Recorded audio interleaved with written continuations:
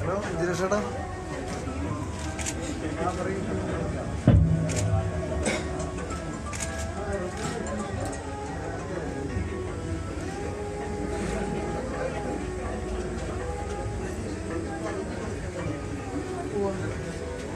Number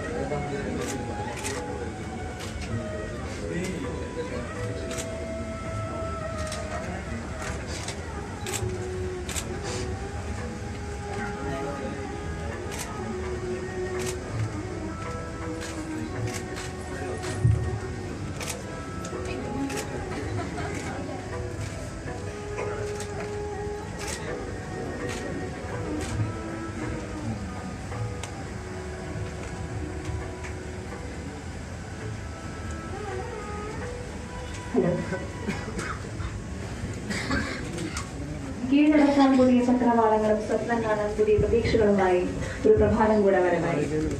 നമസ്കാരം. A very good morning to all of you present here.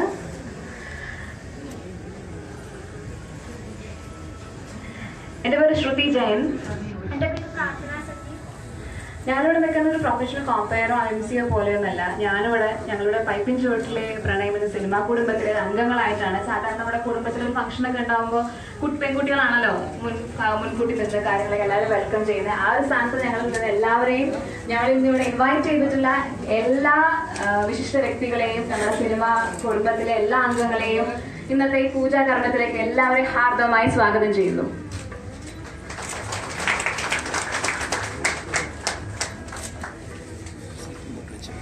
നമ്മുടെ ഇന്നത്തെ പൂജ നമ്മൾ ആദ്യമായിട്ട് നിലവിളക്ക് കൊളുത്തിയിട്ട് തുടങ്ങാൻ ആഗ്രഹിക്കുകയാണ്. സോ അതിനായിട്ട് നമ്മുടെ പ്രൊഡ്യൂസർ വിജയകുമാർ സാറിനെ വേദിയിലേക്ക് ക്ഷണിക്കുന്നു.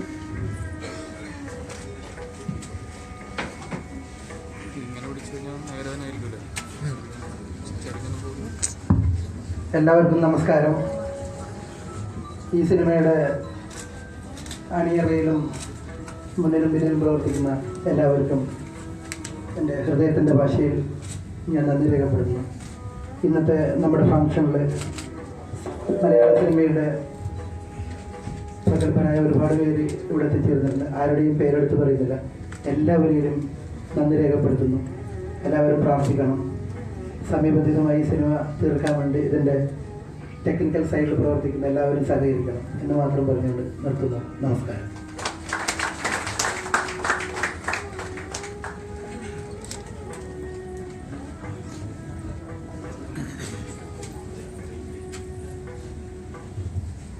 ഇതിൻ്റെ വിളക്ക് കൊടുക്കാൻ വേണ്ടി നമ്മുടെ പ്രിയപ്പെട്ട ഈ സിനിമയുടെ നായകൻ നീരജ് മാധു, നമ്മുടെ ഡയറക്ടർ ടോമിൻ, ജിത്തു ജോസഫ്, ആൻഡ്ര ചേട്ടൻ, അനൂപ് കണ്ണൻ, വിനീത് കുമാർ, എം മോഹൻ, ബിജിപാൽ, നമ്മുടെ നായിക റീബ, ഓക്കെ, നമ്മുടെ നീരജിൻ്റെ അച്ഛനും അമ്മയും ക്ഷണിക്കുന്നു. മറ്റു എല്ലാവരും പേരായിരുന്നു വിട്ടുപോയി നിങ്ങൾ സഹകരിക്കുക. Thank you.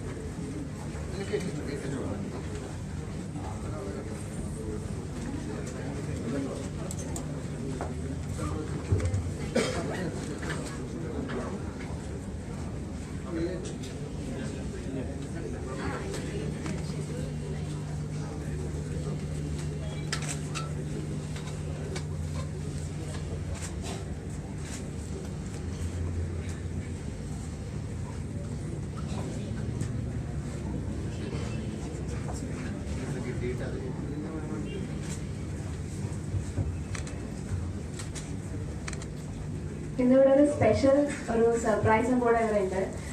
വളരെ കോയിൻസിഡൻസ് ആയി നടന്ന സംഭവമാണ്. നമ്മൾ അറിഞ്ഞുകൊണ്ട് വെച്ചതല്ല. ഇന്ന് നമ്മുടെ പ്രൊഡ്യൂസറായ ശ്രീ വിജയകുമാർ സാറിന്റെ ബർത്ത്ഡേ കൂടെയാണ്. സ്പെഷ്യൽ ആയിട്ട് നമ്മൾ പ്ലാൻ ചെയ്യുന്നുണ്ട്. സോ എല്ലാം റെഡിയാണെന്ന് തോന്നുന്നു.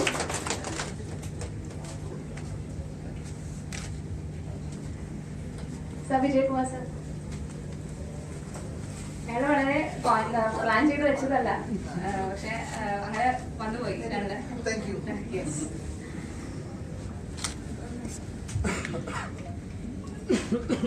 ഔചാരികമായി സംഭവിച്ചു ഇന്നത്തെ ദിവസം.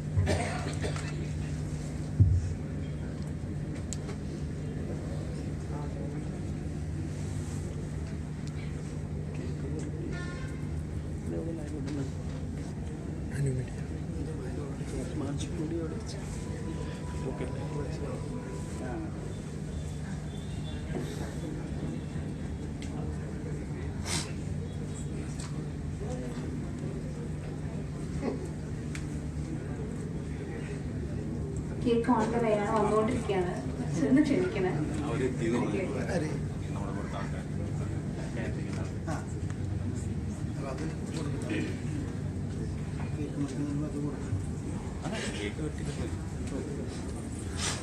അതിനു മുമ്പായി പൈപ്പിൻ ചുവട്ടിലെ പ്രണയമനസ്സിനെ കുറിച്ച് നമുക്ക് കുറച്ച് സംസാരിക്കാം. പ്രണയം എന്ന് പറഞ്ഞ എല്ലാവർക്കും നമുക്ക് മനസ്സിലൊരു കുളിർമ തരുന്നൊരു വാക്ക് തന്നെയാണ്. അപ്പൊ പൈപ്പിൻ ചുവട്ടിലെ പ്രണയം എന്താണ്? ഈ പേര് പറയുമ്പോൾ എല്ലാവരും ഒന്ന് എന്താണെന്ന് ചോദിക്കാറുണ്ട്. പൈപ്പിൻ ചുവട്ടിലെ പ്രണയം അവിടെ എന്താ നടക്കാൻ പോകുന്നത് എന്നൊരു ക്വസ്റ്റ്യൻ എപ്പോഴും ഒരുപാട് ആകാംക്ഷ തരുന്ന ഒരു ക്യാപ്ഷൻ തന്നെ, വളരെ ക്യാച്ചി ആയിട്ടുള്ള ഒരു ക്യാപ്ഷൻ തന്നെയാണ് പൈപ്പിൻ ചുവട്ടിലെ പ്രണയം. വളരെ ഇൻട്രസ്റ്റിംഗ് ആയിട്ടുള്ള കുറച്ച് മൂമെന്റ്സ് ഞാൻ പറയാം. ഇതിനെക്കുറിച്ച് ഐശ്വര്യ സ്നേഹ മൂവീസിന്റെ ബാനറിൽ 916 100 Days of Love എന്നീ സിനിമകൾക്ക് ശേഷം ശ്രീ വിജയകുമാർ പാലക്കുന്ന് നിർമ്മിക്കുന്ന ചിത്രമാണ് പൈപ്പിൻ ചുവട്ടിലെ പ്രണയം. ദൃശ്യം, സപ്തമശ്രീ തസ്കര, ഒരു വടക്കൻ സെൽഫി, ഒരു മെക്സിക്കൻ അപാരത എന്നിങ്ങനെ ഒരുപാട് ഹിറ്റ് ചിത്രങ്ങൾ തനിക്ക് ലഭിച്ച വേഷങ്ങൾ മികവുറ്റതാക്കുകയും ഇന്നത്തെ കേരളത്തിലെ പെൺകുട്ടികളെ മൊത്തം മനം കവർന്നിരിക്കുകയും ചെയ്യുന്ന ഒരു അത്യുഗ്ര നർത്തകനും ആക്ടറുമായ നീരജ് മാധവനാണ് നമ്മുടെ സിനിമയിലെ നായകൻ. മിടുക്കി എന്ന ടെലിവിഷൻ റിയാലിറ്റി ഷോയുടെ മലയാളി കുടുംബ പ്രേക്ഷകരെല്ലാം കണ്ണുരുണിയായി മാറിയ നമ്മുടെ നായിക, പിന്നീട് ജേക്കബിന്റെ സ്വർഗരാജ്യം എന്ന സിനിമയിലൂടെ നായിക നിരയിലെത്തിയ രേബ ജോൺ ആണ്.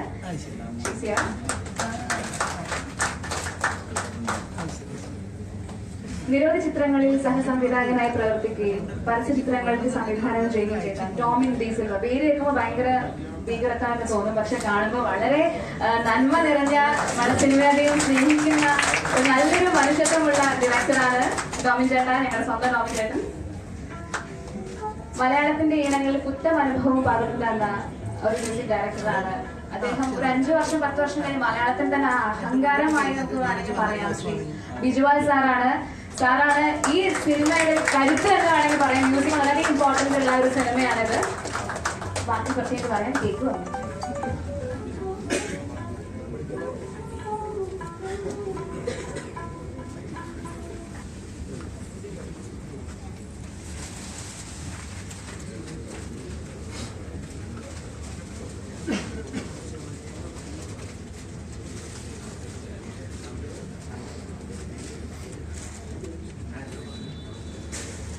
കേക്ക് കട്ടിങ്ങിനായിട്ട് നമ്മുടെ ഗസ്റ്റ് നമ്മൾ വേദിയിലേക്ക് ക്ഷണിക്കുകയാണ്. Shri Jeethu Joseph sir, Andrew Joseph sir, Anoop Kannan sir, Neeraj, Tomin ചേട്ട, ദീപ, എം മോഹനൻ സർ,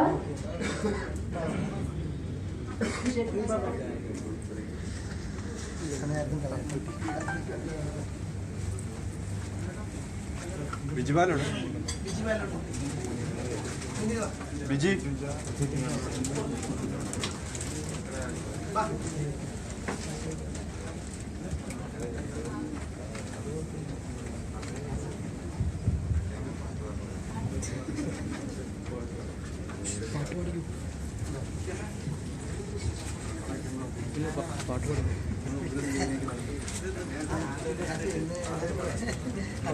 വിജയകുമാർ സാറിന് ഉപഹാരം കൊടുക്കാനായിട്ട് ടോമിൻ ചേട്ടനെ നമ്മുടെ ഡയറക്ടറെ നന്ദി.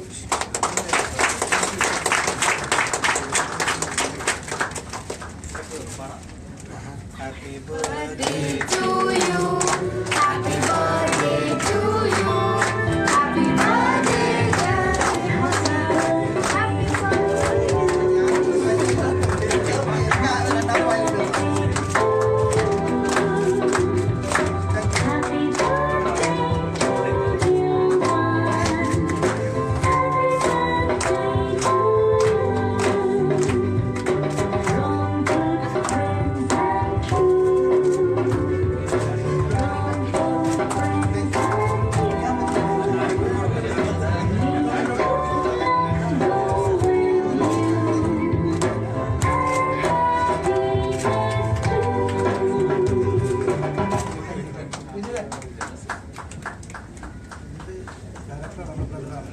പാട്ട് കുറച്ചു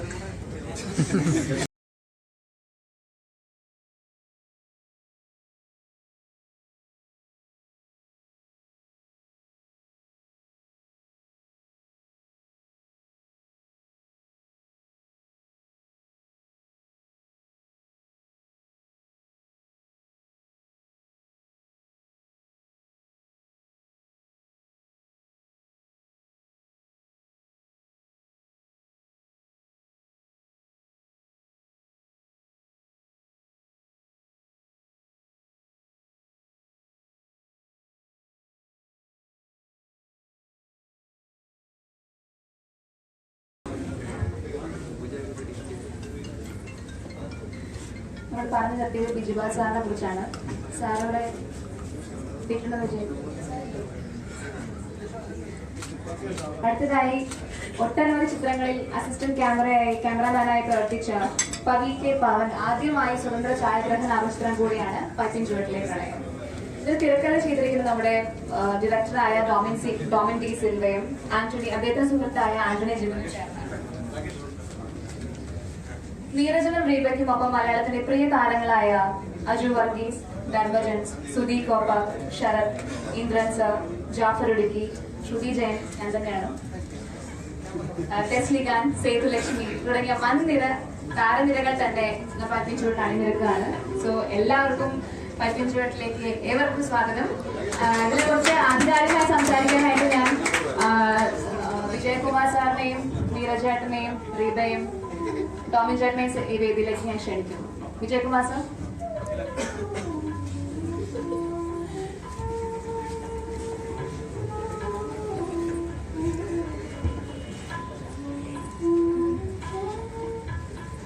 നമസ്കാരം.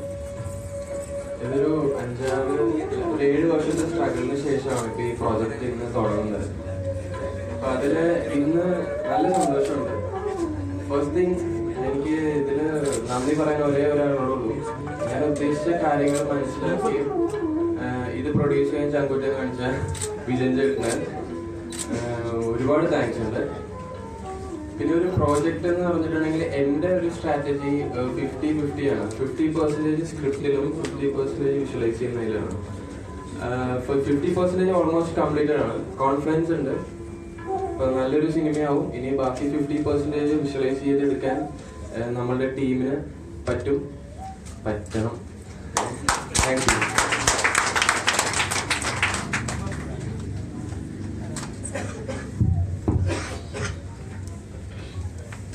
ഡൊമിൻ ഈ സിനിമയുടെ കഥ എൻ്റെ അടുത്ത് പറയാൻ വന്ന് ഏകദേശം 1 വർഷത്തിൽ കൂടുതലായി. ആദ്യം വന്ന സമയത്ത് ഞാൻ പുള്ളിനെ ഒന്ന് നിരുത്സാഹപ്പെടുത്തിയതാണ്. നമുക്ക് ഇപ്പോഴിങ്ങനെ ഒരു സിനിമ ചെയ്യണോ, കുറച്ച് കഴിയുമ്പോൾ ചെയ്താൽ പോലെ. അപ്പോൾ 2-3 പ്രാവശ്യം പുള്ളി എന്നെ ബന്ധപ്പെടുകയും ഓക്കെ, പുള്ളിയുടെ മനസ്സിലൊരു സിനിമയുണ്ട്. എനിക്ക് ആദ്യമേ അത് ബോധ്യമായതാണ്. അത് പുള്ളി ഏത് രീതിയിൽ ചിത്രീകരിക്കുമെന്ന് നമുക്ക് കണ്ട് മനസ്സിലാക്കാം. ഒരു പ്രൊഡ്യൂസർ എന്ന നിലയിൽ എല്ലാ സപ്പോർട്ടും പുള്ളിക്ക് ഉണ്ടാവും. സമയബന്ധിതമായിട്ട് നമുക്കൊരു നല്ല സിനിമ പുള്ളിയുടെ മനസ്സിൽ നിന്ന് വിരിഞ്ഞ് പുറത്തു വരട്ടെ, അത്രമാത്രം പ്രാർത്ഥിക്കുന്നു. പിന്നെ ഇതിൻ്റെ ഒപ്പം സഹകരിച്ച എല്ലാവർക്കും, ഇന്നത്തെ പൂജയ്ക്ക് വന്ന എല്ലാ വിശിഷ്ട വ്യക്തികൾക്കും, സിനിമാ ഫീൽഡിലെ ഓരോ ആള് പേരെടുത്ത് വരുന്നത് എല്ലാവരോടും നന്ദി ഹൃദയത്തിൽ രേഖപ്പെടുത്തുന്നു. Thank you. അടുത്തതായി നീരജ് മാധവന്റെ വേദിയിലേക്ക്.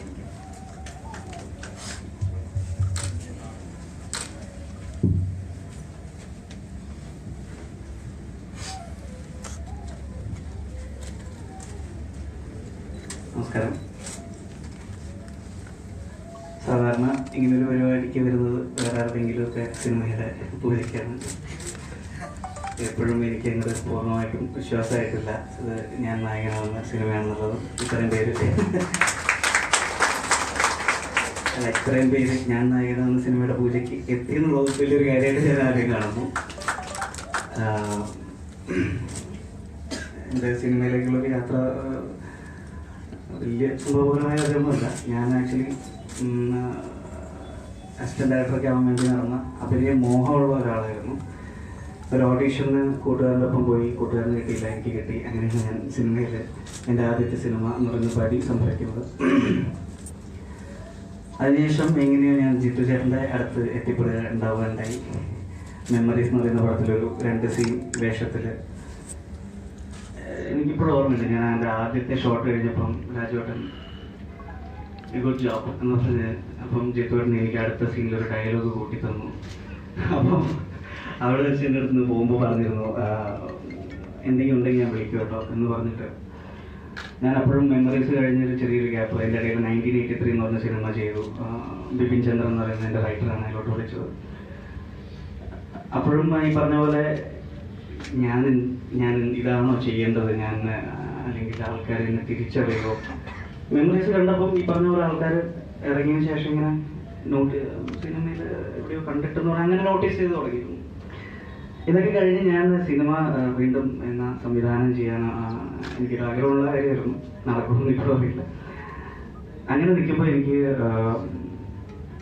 ഒരു കോൾ വരികയാണ്.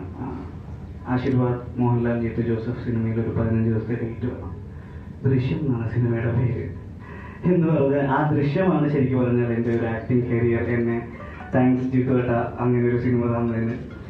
സത്യം പറഞ്ഞാൽ ആ സിനിമയിൽ എനിക്ക് കിട്ടിയൊരു സ്വീകാര്യത കണ്ടിട്ടാണ് ഞാൻ ഓക്കെ, അപ്പം എന്നെ നടനായ ആൾക്കാർ അംഗീകരിച്ച് തുടങ്ങി. ഇത് തന്നെയായിരിക്കും ഒരു പക്ഷേ എൻ്റെ വഴി എന്ന് ഞാൻ തീരുമാനിക്കുന്നത്.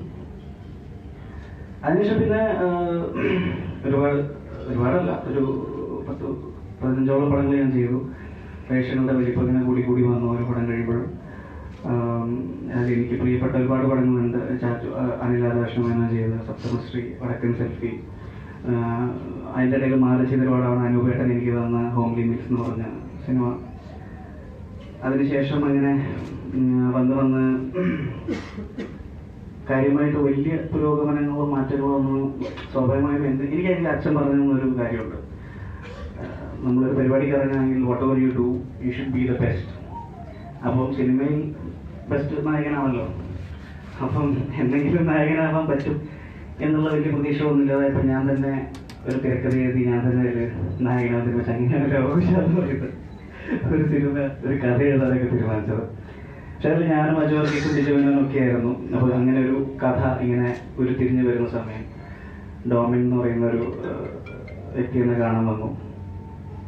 എൻ്റെ മനസ്സിലൊരു സിനിമയുണ്ട്. ഞാൻ പറഞ്ഞു എന്താണ് എൻ്റെ ക്യാരക്ടർ? നായകനോ ഉറപ്പാണോ? അങ്ങനെയാണ് ഞാൻ ഉദ്ദേശിക്കുന്നത്. അപ്പോൾ ഞാൻ പറഞ്ഞത് വളരെ മോശപ്പെട്ട കാര്യമാണ്, നിങ്ങൾ വേറെ ആരെങ്കിലും നോക്കൂ. കാരണം അല്ല എന്നെ പറഞ്ഞത്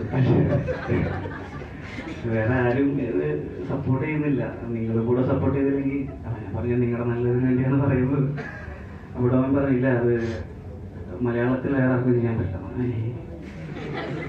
അതിൽ ഞാൻ സത്യം പറഞ്ഞാൽ പകുതി തകർന്നു. അതിനുശേഷം പ്രൊഡ്യൂസർ എന്നെ വിളിച്ച് പറഞ്ഞ അടുത്ത വാചകത്തിൽ, അതായത് എൻ്റെ അടുത്ത് പറഞ്ഞു ഞാൻ ഡോമിൻ്റെ അടുത്ത് പറഞ്ഞ് നീരജ് ചെയ്താലേ ശരിയാവുള്ളൂ എന്ന് പറഞ്ഞു. അപ്പം വിജയേട്ടൻ പറഞ്ഞല്ല നമുക്ക് വേറെ ഒരുപാട് സാറ്റലൈറ്റ് മൂല്യമുള്ള നടന്മാരൊക്കെ ഉണ്ടല്ലോ, വേറെ ആരെയാണ് നമുക്ക് ആലോചിക്കാൻ പറ്റുന്നതെന്ന് പറഞ്ഞപ്പോൾ ഡോമിൻ പറഞ്ഞത്രേ അങ്ങനെയാണെങ്കിൽ എനിക്ക് ധനുഷിനെ മതി. രണ്ടാമത് ഞാൻ പൂർണ്ണമായും തകർന്നു. പിന്നെ ഞാൻ പറഞ്ഞു ഡോമിനെ ഇനി എന്ത് സംഭവിച്ചാലും ഞാൻ പടം ചെയ്യുന്നത്. അങ്ങനെയാണ് ഞാൻ ആ പടം കമ്മിറ്റ് ചെയ്യുന്നത്. പക്ഷെ കേട്ട് കഴിഞ്ഞപ്പം സംഭവം എന്താണെന്ന് വെച്ച് കഴിഞ്ഞാൽ ഇത് വലിയ ആൾക്കാരുടെ ഒന്നും ആവശ്യമില്ല, ഞാൻ മതി അത്രേ ഉള്ളൂ, അല്ലാതെ വേറെ വലിയ ബിൽഡപ്പ് ഉള്ളതൊന്നുമല്ല, എൻ്റെ ആവശ്യമേ ഉള്ളൂ എന്നുള്ളത് കൊണ്ടാണ്. പിന്നെ ഒരു പക്ഷേ എൻ്റെതായിട്ടുള്ള ചില ഫീച്ചേഴ്സോ എൻ്റെതായിട്ടുള്ള ചില ക്വാളിറ്റീസോ ചിലപ്പോൾ ഈ പടത്തിന് അഡ്വാൻറ്റേജ് ആയിരിക്കും എന്ന് എനിക്ക് തോന്നി. പിന്നെ ഡോമിൻ്റെ ഐഡിയ കണ്ടു കഴിയുമ്പോൾ നമുക്ക് ഒരാൾക്ക് ഒരു കാര്യത്തെ പറ്റി എത്രത്തോളം ക്ലാരിറ്റി ഉണ്ട് എന്ന് നമുക്കറിയാൻ പറ്റും. ഞാൻ പൊതുവേ ഇങ്ങനത്തെ കാര്യങ്ങൾ എടുക്കുമ്പോൾ ഒന്ന് ആലോചിച്ച് ചെയ്യുന്ന ഒരാളാണ്. അപ്പം എന്തുകൊണ്ടും എനിക്ക് ഇങ്ങനൊരു സോഫ്റ്റ് ആയിട്ടുള്ള പരിപാടി, അല്ലെങ്കിൽ സോഫ്റ്റ് എന്ന് പറയാൻ പറ്റില്ല, ഓക്കെ, എന്തായാലും ഇങ്ങനെ ഒരു പരിപാടി ലോഞ്ച് ചെയ്യാം എന്ന് ഞാൻ പറയുകയും ഡോമിനൊരു 1 വർഷത്തോളം 1.5 വർഷത്തോളം ശരിക്കും പറഞ്ഞു കഴിഞ്ഞാൽ വെയിറ്റ് ചെയ്തു എന്നുള്ളതാണ് എനിക്ക് വേണ്ടി, ബാക്കിയുള്ളവർക്ക് വേണ്ടി. അതായത് വേറെ ഒന്നുകൊണ്ടല്ല, കുറച്ച് കമ്മിറ്റ്മെന്റ്സ് ഉണ്ടായിരുന്നു. ഡോമിന് ഇതിന്റെ സ്ക്രിപ്റ്റ് കംപ്ലീറ്റ് ചെയ്യണമായിരുന്നു, പിന്നെ കല്യാണം കഴിക്കണമായിരുന്നു ഇടയിലല്ലേ, അങ്ങനെ കുറച്ച് പരിപാടികളൊക്കെ ഉണ്ട്. അങ്ങനെ എല്ലാം തീർത്തിട്ട് ഡോമിൻ പറഞ്ഞു കഴിഞ്ഞാൽ നമുക്ക് സിനിമ ചെയ്യാം എന്ന് പറഞ്ഞപ്പോൾ അതിൻ്റെ ഇടയിൽ എൻ്റെ അഭിനയ ജീവിതത്തിലെ വേറൊരു നാഴികക്കല്ലായിട്ട് എനിക്ക് പറയാതിരിക്കാൻ പറ്റില്ല. ഒരു സിനിമ വീണ് കിട്ടി, മെക്സിക്കൻ ഭാരത എന്ന് പറയുന്ന സിനിമ. എത്ര പേര് കണ്ടു എന്ന് എനിക്കറിയില്ല. ഞാൻ അതിൽ ടോമി മെറ്റിൻ്റെ അടുത്ത് ഒരുപാട് താങ്ക്ഫുൾ ആണ്. കാരണം ടോമും ഇതുപോലൊരു വാചകം എൻ്റെ അടുത്ത് പറഞ്ഞു, അതായത് എന്നെ കാണാൻ വന്ന പറഞ്ഞ് നീരജ ഈ റോളിന് ഞാൻ വേറെ ആരെയും ആലോചിച്ചിട്ടില്ല. ഒരു 1.5 വർഷം മുന്നേ തന്നെ നീരജ ഇങ്ങനെ മെയിൻ ക്യാരക്ടറെ വിളിക്കുമ്പോൾ എപ്പോഴും ഇങ്ങനത്തെ ചില വാക്കുകൾ കേൾക്കാറുണ്ട്. എന്തുകൊണ്ടാണ് വേറെ കിട്ടാത്തതുകൊണ്ടാണ് എന്താണെന്ന് അറിയില്ല. ബട്ട് ടോം ഇതുപോലെ, പക്ഷേ സത്യം പറയുകയാണെങ്കിൽ 1983 കഴിഞ്ഞിരിക്കുന്ന സമയത്ത് ടോമിനെ ഞാനൊരിക്കൽ ലുലു മോളിൽ വെച്ച് ഭാര്യയായിട്ട് കണ്ടപ്പം അന്ന് ഞാനൊരു സിനിമ ചെയ്യും, ഞാനൊരു അഡ്വർടൈസ്മെന്റ് ഫിലിം മേക്കറാണ്, അപ്പം വിളിക്കുമെന്ന് പറഞ്ഞ് ഞാൻ ഓർത്തു. എനിക്ക് തമാശ കളിച്ച് നടക്കുന്ന ഒരു പയ്യൻ എന്ന് പറയുന്ന ഒരു ഇമേജിൽ നിന്ന് കുറച്ചെങ്കിലും മാറ്റം ജീവിതത്തിൽ അങ്ങനെയൊക്കെ തന്നെയാണ്. സിനിമയിൽ ഒരു മാറ്റം കൊണ്ടുവന്നത് ഈ മെക്സിക്കൻ ഭാരതയാണ്. താങ്ക് യു അനുപേട്ട, താങ്ക് യു ടോം. സത്യം പറഞ്ഞാൽ ആ പടം കൂടെ കഴിഞ്ഞപ്പോഴാണ് വിജയേട്ടൻ ടോമിൻ്റെ അടുത്ത് പറഞ്ഞു ഇനിയിപ്പോൾ നമുക്ക് വേണമെങ്കിൽ പടം തുടങ്ങി പറഞ്ഞു. അപ്പം എൻ്റെ ഞാൻ അധികം സംസാരിക്കുന്നില്ല, ഒരുപാട് പേര് ഇവിടെ ഇരിക്കുന്നുണ്ട്. എൻ്റെ അച്ഛനും അമ്മയും അനിയനോട് വന്നിട്ടുണ്ട്. എന്നെക്കാൾ മുന്നേ സിനിമയിലെത്തിയ എൻ്റെ അനിയനാണ് നവനീത്. ഞാനിവിടെ അവിടെ പോയി പൊളിച്ചിരിക്കുകയാണ്. മാണിക്കക്കല്ല് മുതൽ മോഹനേട്ടനൊക്കെ ഒരുപാട് പടങ്ങളിൽ ചെയ്തിട്ടുള്ള ആളാണ്. അപ്പോൾ അത് കഴിഞ്ഞ് ഞാൻ നടനായി വരുമെന്ന് വീട്ടിലങ്ങനെ ആരും വിചാരിച്ചിട്ടുണ്ടായിരുന്നില്ല. പക്ഷെ എൻ്റെ ഭാഗ്യത്തിന് എൻ്റെ അമ്മയുടെ നൃത്ത കലയിലുള്ള എന്താ പറയുക ഗാഠമായ എന്തായാലും പറയാ ടാലൻറ്റും അതുപോലെ അച്ഛൻ്റെ ബുദ്ധിയും ഒക്കെ എനിക്ക് കിട്ടി. ഭാഗ്യത്തിന് അമ്മയുടെ ബുദ്ധി അച്ഛൻ്റെ കിട്ടിയില്ല. അതുകൊണ്ട് കുഴപ്പമില്ലാതെ ഇങ്ങനെ ഒരു സ്ഥലത്തെത്തി നിൽക്കുകയാണ്. ഇന്ന് ഇത്രയും പേര് സത്യം പറഞ്ഞാൽ ഞാൻ താഴെ ജീത്തോടിനെ വിളിച്ചിട്ട് പൊതുവെ എനിക്കൊരു ചെറിയ പ്രശ്നമുണ്ട്. ഞാനിങ്ങനെ എത്തുമ്പോൾ ഒരു 5 മിനിറ്റൊക്കെ ലേറ്റ് ആവാറുണ്ട്. അപ്പോൾ ജീത്തോട് എന്നെ വിളിച്ചാൽ നിന്റെ പടത്തിൻ്റെ പോലെ ഞാനെത്തി, നീ വരുന്നില്ല. ഞാൻ പറഞ്ഞു ജീത്തോട് ചെറിയൊരു വൈറ്റില ജംഗ്ഷനിൽ ഒരു ബ്ലോക്ക് കുറച്ച് കൂടുതലാണ്. അതുകൊണ്ട് ഞാൻ എത്തി. ഈ സദസ്സിലോട്ട് കയറിയപ്പോൾ ഇത്രയും പേര് ഇവിടെ ഉണ്ടെന്ന് ഞാൻ സത്യം പറഞ്ഞാൽ ചിന്തിച്ചിട്ടില്ലായിരുന്നു. ഒരു 10-20 പേരുണ്ടാവും ഒരു ചടങ്ങ് നടക്കും. അതും ഞാൻ പറയുന്നത് വെറുതെ പറഞ്ഞ ആരെങ്കിലും അല്ല, സിനിമയിലെ തന്നെ പ്രമുഖരായിട്ടുള്ള ഒരുപാട് പേര്. അത് ശരിക്കും എനിക്ക് ഒരുപാട് ഒരുപാട് ഒരുപാട് സന്തോഷം തരുന്ന ഒരു കാര്യമാണ്. സിനിമയിൽ ഒരുപാട് മാറ്റങ്ങൾ ഉണ്ടാവുന്നുണ്ട്. അതിൻ്റെ ഒരു ഭാഗമായിരിക്കും ഈ മാറ്റവും. ഇതൊരു നല്ല തുടക്കമാവട്ടെ എന്ന് ആഗ്രഹിക്കുന്നു. എല്ലാവരും പ്രാർത്ഥിക്കണം, അനുഗ്രഹിക്കണം. Thank you വിവേകൻ. അടുത്തതായി റീബ.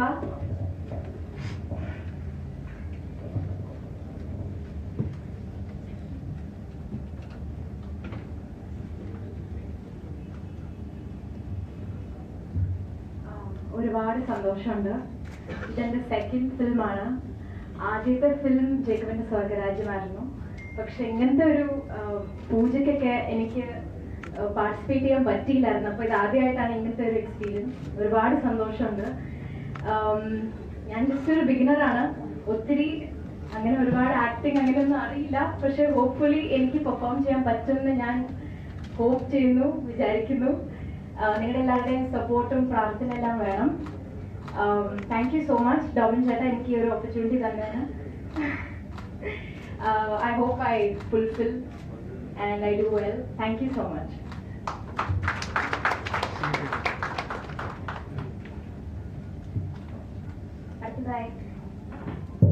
അടുത്തതായി അങ്കമാലി ഡയറീസ് എന്ന ഒറ്റ ചിത്രം കൊണ്ട് കേരളക്കരയാകെ മാറ്റിമറിച്ചൊരു പേരുണ്ട്, അപ്പായി രവി.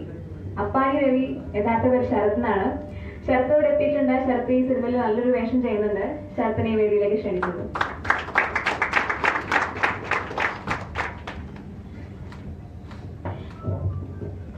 എല്ലാവർക്കും നമസ്കാരം.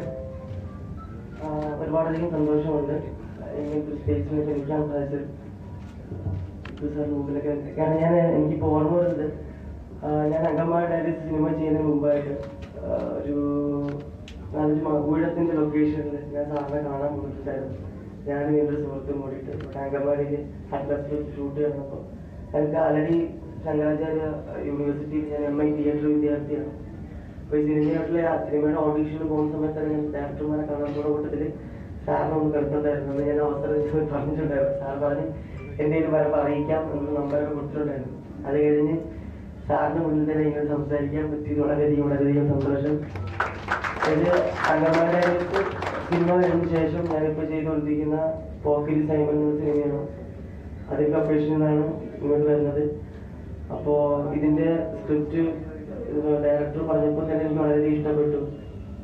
ബാക്കിയുള്ളൊരു കഥ പോലെ അല്ല. എനിക്ക് എന്താ പറയുക, ഒരു പൈപ്പിൻ ചുവട്ടിലെ പ്രണയം എന്ന് പറയുന്ന സിനിമയ്ക്ക് ഞാൻ ആദ്യം ഈ പേര് കേട്ടപ്പോൾ വിചാരിച്ചു ഈ പ്രണയമായിട്ട് സബ്ജക്റ്റ് ഒക്കെ പോകുന്ന ഒരു ത്രെല്ലാണെന്ന് വിചാരിച്ചത്. പക്ഷെ അല്ല, ഇതൊരു ഭയങ്കരമായിട്ടുള്ള ആഴമുണ്ട് ഈ കഥയ്ക്ക്. അത് വളരെയധികം ഇഷ്ടപ്പെട്ടുകൊണ്ടാണ് ഞാൻ ഈ കഥാപാത്രം തിരഞ്ഞെടുത്തത്.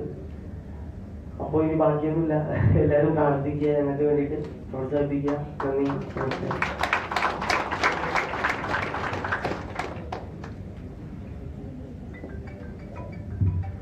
അടുത്തതായി വിജുബാൽ സാറിനെ വേദിയിലേക്ക് ക്ഷണിക്കേണ്ട ഈ സിനിമയുടെ മെയിൻ കരുത്ത്